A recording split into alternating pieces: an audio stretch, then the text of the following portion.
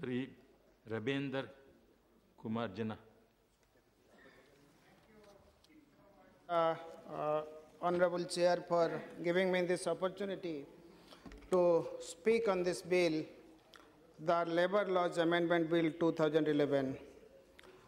Honorable Sir, I will speak from my experience, not from any other consideration. Why do I say so?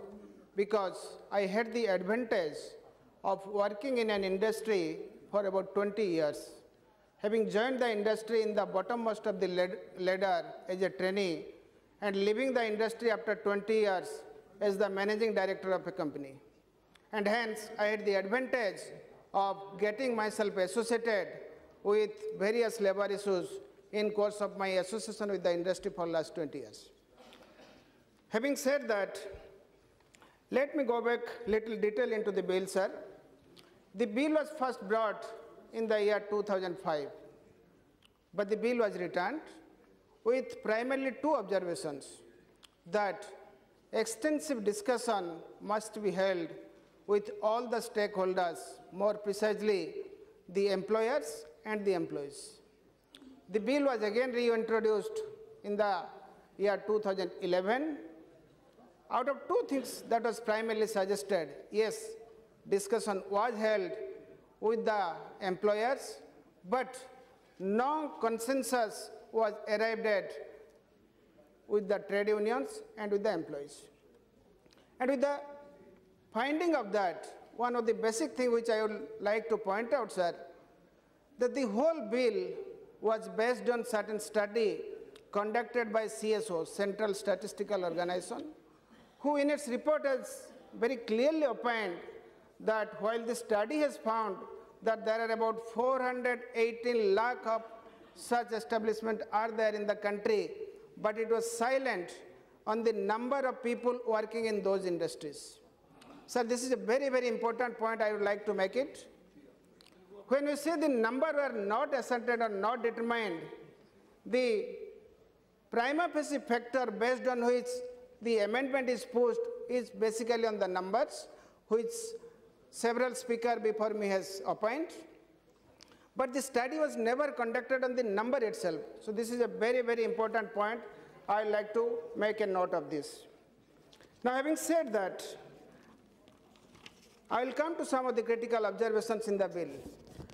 We had a lot of discussion on the standing committee report. One of our previous speakers said the standing committee has passed the bill, but there are many issues which the standing committee has observed, but not has become a part and parcel of the bill. To name a few, the first point in the standing committee has said that there is no penal provision in the bill. I'll just like to read out, which is the first point of observation in the standing committee report. It is, quote, "In the given scenario, when there is no provision of punishment in the act itself, it is open for the establishment not to furnish the return which could reveal its status of micro, small and medium enterprises. The committee are of the considered view that a law without penal provision is teethless and cannot be enforced."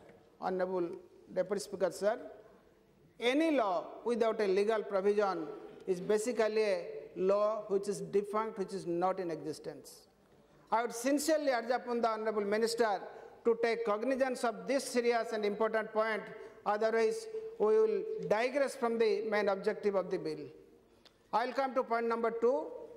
The point number two is, it is basically a number game. One of our senior speakers was speaking that make it from 19 to 25. But we need to understand, on the face of it, the bill may look very simple, that it is nothing but the number is getting increased from 19 to 40. But it has got a serious consequence on the number of people who will go out of the ambit of the labor laws or the legal framework. The moment you make it from 19 to 40, more than 70% of the workforce in the country from this sector get out of the ambit of this legal framework. And to whom are we addressing?